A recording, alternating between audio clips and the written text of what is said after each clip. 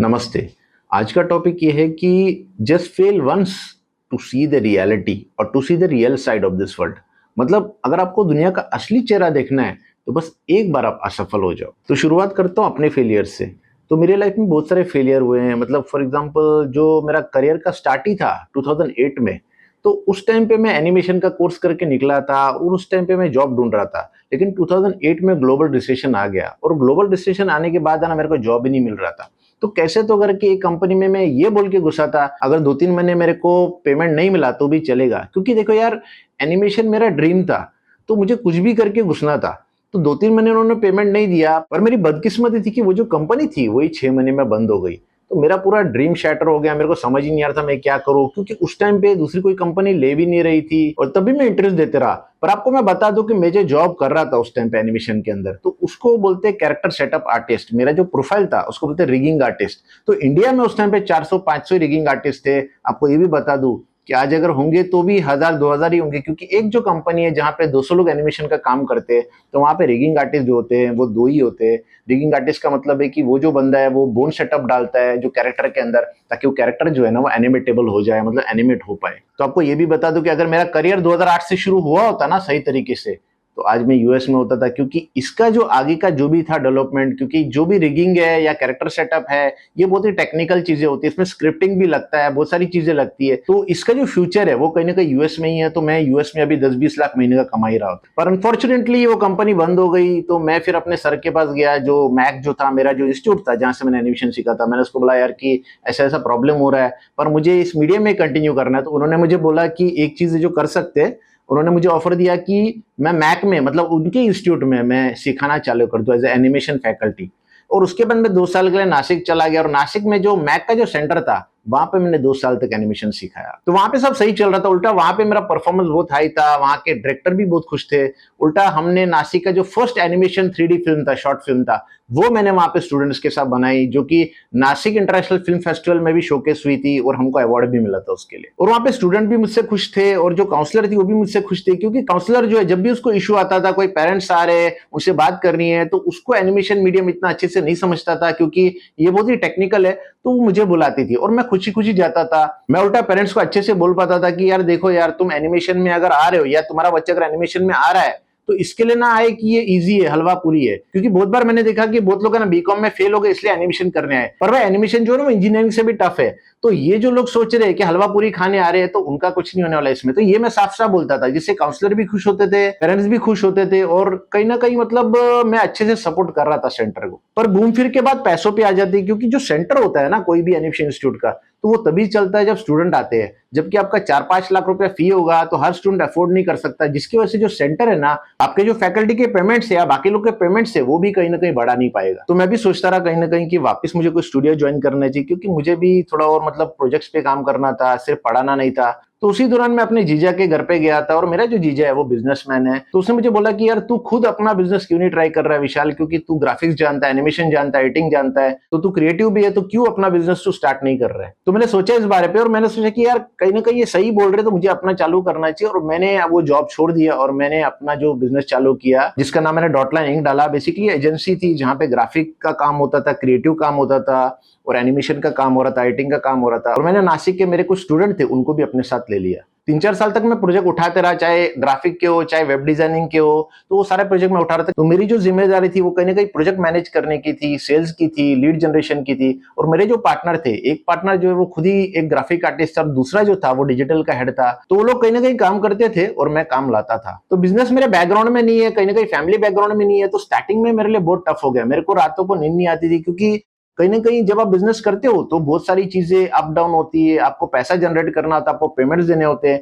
तो उस दौरान मैंने बहुत सारी और भी पार्टनरशिप की, जैसे फोटोग्राफी के साथ किसी के साथ पार्टनरशिप की, और या तो सॉफ्टवेयर डेवलपमेंट के लिए भी पार्टनरशिप की। और ऐसा करके मैंने बहुत सारे मतलब नेटवर्क बनाया, कुछ फ्रीलांसर भी बनाए। पर एक टाइम पे हमारे पास 10 से 11 खुद के एम्प्लॉय थे, मतलब प्रोग्रामर थे, डिजाइनर थे, हम लोग लोगो भी डिजाइन कर रहे थे, वेबसाइट भी बना रहे थे, हम लोग प्रोग्रामिंग भी कर रहे थे, हम लोग सॉफ्टवेयर भी बना रहे थे, और एनिमेशन का काम भी कर रहे थे। डॉटलाइनिंग के काम के दौरान भी मेरे घर वालों ने मेरी शादी भी जबरदस्ती करा दी, क्योंकि मैं सोच रहा था कि थोड़ा सेटल हो जाए उसके बाद करो। लेकिन उन्होंने बोला तो सेटल हो ही जाएगा, तो तू शादी कर ले पहले। तो मैं चलो भाई ठीक है, ये एडवेंचर भी कर लेंगे। पर सच्चाई कहीं ना कहीं ऐसी थी कि यार कहीं ना कहीं मैंने अपने ऊपर सारी रिस्पॉन्सिबिलिटी ली थी, क्योंकि जो ग्रोथ है ना वो सबसे इंपॉर्टेंट है। आप प्रोजेक्ट कर रहे हो, पैसा आ रहा है जा रहा है, वो कोई इंपॉर्टेंट नहीं है, लेकिन आपकी कंपनी तो ग्रो करनी चाहिए, और ग्रो होने के लिए सबसे इंपॉर्टेंट होता है लीड। और लीड जनरेशन शायद उस चीज में मैं कमजोर था। मैंने अपनी सारी नॉलेज लगा दी, क्योंकि मेरा बिजनेस बैकग्राउंड नहीं था, मैंने एमबीए भी नहीं किया था, लेकिन जितना भी नॉलेज हो सकता था मैंने रिसर्च किया। तो मैंने यही सोचा कि जो नेटवर्क है मेरा, उससे जितना हो सकता है मैं लीड्स लाऊं। और मैंने सब लोग को उस टाइम पे प्रेजेंटेशन देता था। मैंने नाई को तक नहीं छोड़ा, उसको भी प्रेजेंटेशन दे दिया है। चाहे कोई बिजनेस वाला बंदा है, कोई बिल्डर है,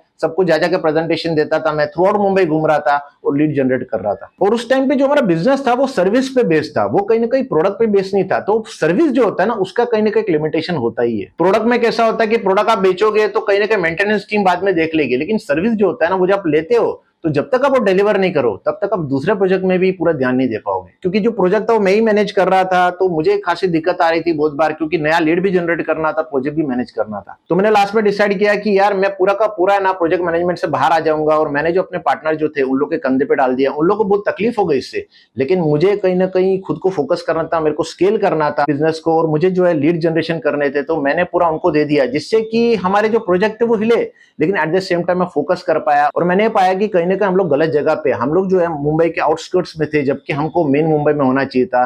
और मेन मुंबई में होने के लिए बहुत सारा पैसा चाहिए, क्योंकि वहां पे अगर आपको ऑफिस बनाना है तो आपको बहुत सारा पैसा चाहिए, क्योंकि मेरे पार्टनर्स के पास भी नहीं था उस टाइम पे, और मेरे पास भी नहीं था। तो मैंने फाइनली डिसाइड किया कि मेरे को ये बिजनेस बंद करना है, क्योंकि ये स्केल नहीं हो रहा है। तो फाइनली मैंने अपने पार्टनर्स को बोला कि ये पूरी रिस्पॉन्सिबिलिटी मैं लेता हूँ, आप लोग तो कहीं पे भी जॉब कर ही सकते हो, क्योंकि वो लोग खुद टैलेंटेड थे, वो लोग आर्टिस्ट थे। तो वो लोग जो है अपना फ्रीलांसिंग भी कर रहे थे, और वो कहीं ना कहीं और लोगों के लिए काम कर रहे थे, तो वो लोग ने कंटिन्यू किया। और मैंने जो है सारा फेलियर अपने सर पे लिया है, क्योंकि एज ए लीडर आपको हमेशा याद रखना है कि जो फेलियर्स होते हैं ना, वो कहीं ना कहीं आपको अपने पर लेने हैं। अगर आप अपने पर नहीं लोगे तो कहीं ना कहीं मतलब आप उस चीज से भागोगे और कहीं ना कहीं सॉल्व नहीं करोगे। वो मेरे लिए लाइफ का सबसे बड़ा डिजास्टर था। मुझे लगता है कि उसके बाद ही मैं माइल्ड डिप्रेशन में भी थोड़ा चला गया था। मैंने 7 से 8 इंटरव्यू भी दिए उसके बाद, और कहीं पे भी मेरा सिलेक्शन नहीं हो रहा था। मुझे अभी भी याद है कि मैं एक जगह इंटरव्यू देने गया था, वो जो इंटरव्यू देने वाला लड़का था उसको कुछ नहीं आ रहा था, मेरे को उससे ज्यादा ही नॉलेज था, पर उसने मुझे लिया नहीं, क्योंकि वो खुद वहां पे मैनेजर था। वो कहीं ना कहीं ये सोच रहा था कि अगर मेरे को लेगा तो भाई मैं उसकी जगह खा लूंगा। और ये सब चीजें मैंने बहुत बार देखा। और एक कंपनी में गया था, वहां पे जो एचआर थी, वो कहीं ना कहीं जैसे ही मैंने बोला कि मैं बिजनेस, तो वो कहीं ना कहीं साइड में बिजनेस ब्रैकेट में डाल दिया। क्योंकि कंपनीज को क्या लगता है कि अगर कोई बिजनेस बैकग्राउंड वाला बंदा आएगा तो ये कहीं ना कहीं हमारे क्लाइंट छीन लेगा। क्योंकि हमारे इंडिया में है ना, कंपनीज की चिंदी सोच है, ये चिंदी चमारी से लोग ऊपर ही नहीं आए, और कहीं ना कहीं इनकी सोच भी चिंदी है। तो ये लोग सोचते हैं कि कोई भी बंदा आएगा हमारा बिजनेस लेके जाएगा। लेकिन उस दौरान है ना, मैंने अपने लाइफ के सबसे इंपॉर्टेंट लेसन सीखे कि जब आप फेल होते हो ना यार, तो आपको ना रियलिटी दिखती है लोगों की। जो आपके दोस्त थे वो आपको शेम कर रहे हैं, जो आपके घर वाले वो आपको डिसरेस्पेक्ट कर रहे हैं बात बात पे, क्योंकि कहीं ना कहीं उनको लगता है ये कुछ नहीं कर पाया, इसलिए वो लोग कुछ ना कुछ सुनाते रहते हैं। जो आपके रिलेटिव्स है वो भी आपसे मिसबिहेव करेंगे। जब आपका लो टाइम होगा ना, तब आप सबसे गंदा चेहरा देखोगे इस दुनिया का। आप खुद सोचो कि कोई बंदा जो डिप्रेशन में, उसके बावजूद भी उसके साथ गलत हो रहा है, क्योंकि लोग उसको समझ नहीं पा रहे। अगर वो बंदा ना दूसरों को बता नहीं रहा है कि कहीं ना कहीं मैं थोड़ा डिप्रेस्ड हूं, लेकिन लोग भी समझ नहीं रहे और उसके साथ मिसबिहेव कर रहे हैं, चीजें हो रही है, तो ये चीजें बहुत इंपॉर्टेंट है समझना। क्योंकि मुझे लग रहा है कि सक्सेस जो है ना, वो आपको नहीं सिखाता है, फेलियर आपको सिखाता है। क्योंकि कोई भी बंदा जो स्टार्टिंग में सक्सेस हो गया, मान लो उसको डिग्री कर ली और उसने कुछ बड़ा बिजनेस कर लिया, तो सक्सेस हो गया, तो उसको कहीं ना कहीं दुनिया का असली चेहरा नहीं दिखेगा। जो लोग उसको सलाम कर रहे हैं वो खाली इसलिए कर रहे हैं कि वो उनके काम आ रहा है, कहीं ना कहीं उसका पैसा है।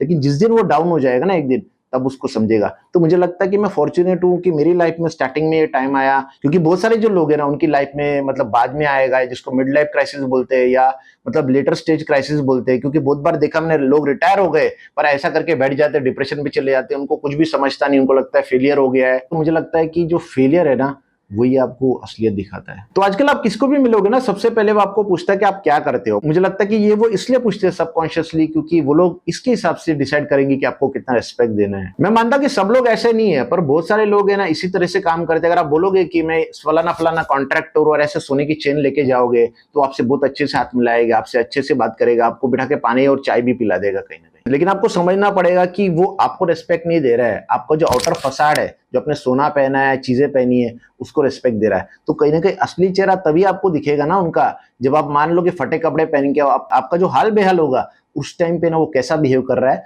वो उस बंदे की असलियत होगी। तो जो लोग सक्सेस हुए हैं, पहली बार में सक्सेस हुए, मैं उनके खिलाफ नहीं हूं, मुझे लगता सही है। लेकिन मुझे लगता है कि अभी भी उन्होंने बहुत सारे साइड्स जो ना, फैसेट्स जो है देखे नहीं है। मुझे लगता है उनका ग्रोथ अभी बाकी है। जिस दिन लाइफ में वो फेल होंगे, कभी भी किसी भी चीज में फेल होंगे, मैं जरूर नहीं बोलता हूँ कि बिजनेस में ही, लाइफ में बहुत सारे फैसेट्स है। कोई कोई बिजनेस में पास होता है, लेकिन कहीं ना कहीं लाइफ में फेल हो जाता है, फैमिली में फेल हो जाता है, बहुत सारी चीजें होती है। तो जब वो फेल होंगे तो उस दिन है ना वो लोग दुनिया का असली चेहरा देखेंगे। तो आप लोग के कमेंट्स क्या है या व्यूज़ क्या है इसके बारे में मुझे ज़रूर बताना। तो नेक्स्ट वीडियो के लिए वेट करते। नमस्ते।